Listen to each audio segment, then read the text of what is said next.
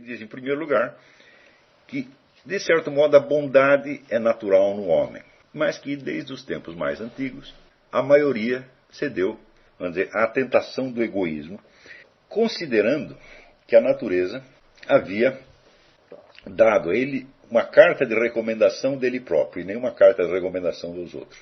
Ou seja, você tem que cuidar de si próprio e ter como, vamos dizer, objetivo das suas ações. Ele usa a palavra centro, que eu não acho que, embora ele use essa mesma palavra em francês, talvez o melhor fosse foco, que é o objetivo das próprias ações, né? Porque, por outro lado, é evidente que cada sujeito agente é o centro criador, centro agente de suas próprias ações. Então a palavra centro fica um pouco ambígua, mas foco, o objetivo talvez seja melhor. Então, você vê que a norma que recomenda a cada um cuidar de si mesmo em primeiro lugar, ou seja, priorizar a si próprio e não ao outro, ela não funciona sempre. Você vê que em muitos casos, por exemplo, uma pessoa pode se sacrificar por um outro. Uma mãe se sacrifica por um filho, um irmão por um irmão, um pai por um filho, filho pelo pai, assim por diante, um amigo pelo amigo. Isso acontece. Então, você veja que a ideia que nos parece, à primeira vista, quando você expõe isso sem nenhuma maiores precisões, a ideia de que cada um deve cuidar de si em primeiro lugar, ela nos parece tão natural que nós não perguntamos por quê. Na verdade, se cada um sempre tomasse a si próprio como prioridade máxima, então as sociedades não poderiam subsistir jamais. Quer dizer, sem um certo coeficiente de autossacrifício e de generosidade, a sociedade humana é impossível. Na verdade, uma certa cota de generosidade você observa às vezes entre animais. Não é isso? A mãe que se sacrifica para defender os filhos, etc, etc. Então, aqui ele está dizendo que a ideia de que cada um deve priorizar a si mesmo é sobretudo uma ilusão, que ela não corresponde à estrutura verdadeira da realidade. Por quê? Citando Bossuet, o grande pregador Jacques Benigni Bossuet, ele diz, quando Deus fez o homem, ele colocou no homem em primeiro lugar a bondade. Isso quer dizer que a bondade faz parte da natureza humana. Tá certo? Hoje nós estamos tão acostumados com teorias hobbesianas, vamos dizer, da agressão, da guerra de todos contra todos, todo esse discurso, vamos dizer, sobre a agressão nos parece tão natural, que nós não conseguimos fazer a respeito as observações mais óbvias. Em primeiro lugar, a agressão, o ódio e a maldade são exceções, não são a regra. Veja no seu próprio meio e veja quantas vezes você sofreu agressões de outras pessoas e quantas vezes elas te ajudaram. A desproporção é enorme. A agressão chama a atenção porque ela é rara, porque ela é uma exceção e porque ela é anormal. Portanto, se fôssemos acreditar que existiu, vamos dizer, um estado de natureza hobbesiano no qual todos faziam o mal a todos os outros o tempo todo, então a existência de qualquer bondade ou qualquer solidariedade só poderia ser introduzida mediante um ato de força, que seria uma agressão maior do que todas as agressões juntas. Então nós teríamos este milagre de que, vamos dizer, a maldade generalizada se converter em bondade generalizada por meio de uma maldade ainda maior. Essa é a teoria de Hobbes, ele obviamente falha. Esse estado de natureza jamais existiu. O homem foi criado tal como ele é hoje, tá certo? E não houve modificação essencial da sua natureza ao longo dos tempos. Quando alguns estudiosos, psicólogos, citam como exemplo da maldade, da agressividade humana as guerras, eu tenho a impressão que eles jamais conversaram com um ex-combatente.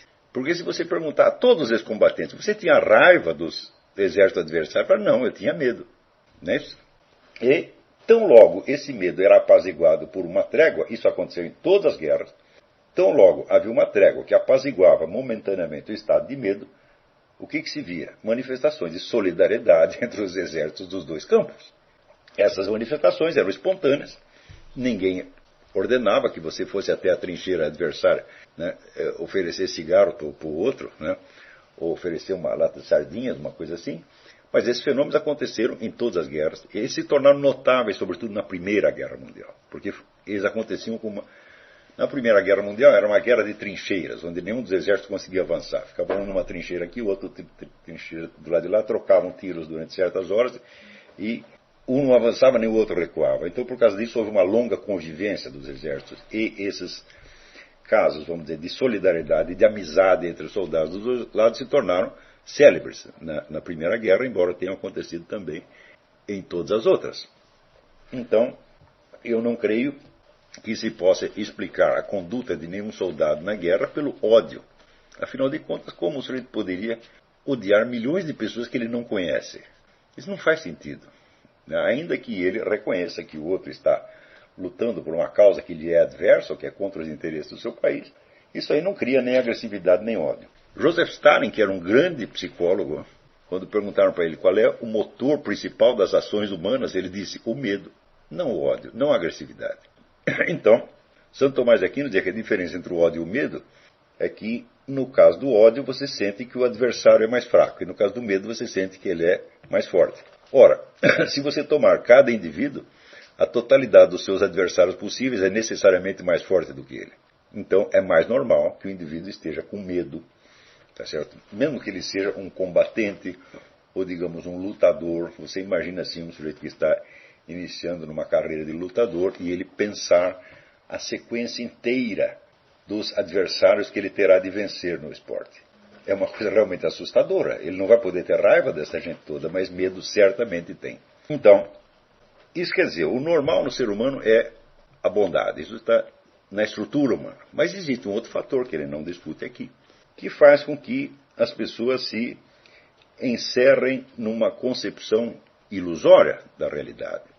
Concepção segundo a qual cada um deve ser o objetivo principal e o principal beneficiário das suas próprias ações. Ele disse, mas isso também não aconteceu com todos os seres humanos, sempre houve pelo menos um certo número que se conservou fiel ao impulso originário. Ou seja, pessoas que sentiam o dever da beneficência, o dever da bondade e da generosidade como uma coisa que era inerente à sua natureza. Ou seja, essas pessoas não se tornaram boas ou generosas porque alguém as forçou a ser assim, porque uma cultura repressiva, né, reprimiu nelas o impulso maligno, esforçou a ser boas a contragosto, o que seria absolutamente impossível, porque seria novamente o caso de uma maldade maior. Né? Quer dizer, a criança é má, mas o pai é mais mau ainda do que ela, então a oprime e a força a ser boa, então a bondade nasceria de uma multiplicação do mal. Isso seria um verdadeiro milagre, eu nunca vi isso acontecer.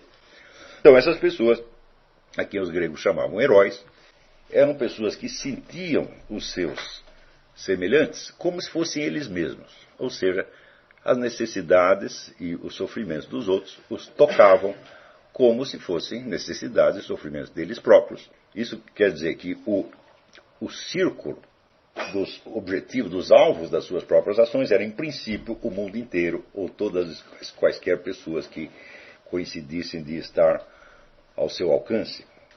E eles eram assim por natureza, e essa natureza se expressava mediante um sentimento que eles tinham da sua própria força. Ou seja, o indivíduo se sentia capaz de fazer o bem para um círculo muito grande de pessoas, e por isso mesmo se elevavam acima das circunstâncias. Ao contrário, os homens vulgares, não encontrando em si mesmos nenhuma força e nenhuma grandeza, não viam em torno senão fraqueza e pequenez. Então, isso quer dizer que esses homens vulgares não sentiam em si a força, não apenas de socorrer os outros, mas não sentiam em si mesmos sequer a força de resolver seus próprios problemas. Então, sentiam-se acossados por perigos, pressões e necessidades e, automaticamente, livrar-se dessas pressões o quanto possível, resolver o seu próprio problema se tornava o único objetivo da sua vida. Ou seja, enquanto os heróis viviam numa espécie de efusão da sua força criadora que se espalhava para os outros, os homens do vulgo viviam uma vida negativa e uma vida centrada na autodefesa, no instinto de autoproteção acima de tudo. Ora, ninguém busca autoproteção se não está com medo. Então nós vemos que aqui o fator decisivo não é a agressividade e também não é a maldade, mas é o medo. Então a diferença entre a bondade e a maldade é, segundo Raveisson, a mesma diferença que existe entre a força e a fraqueza.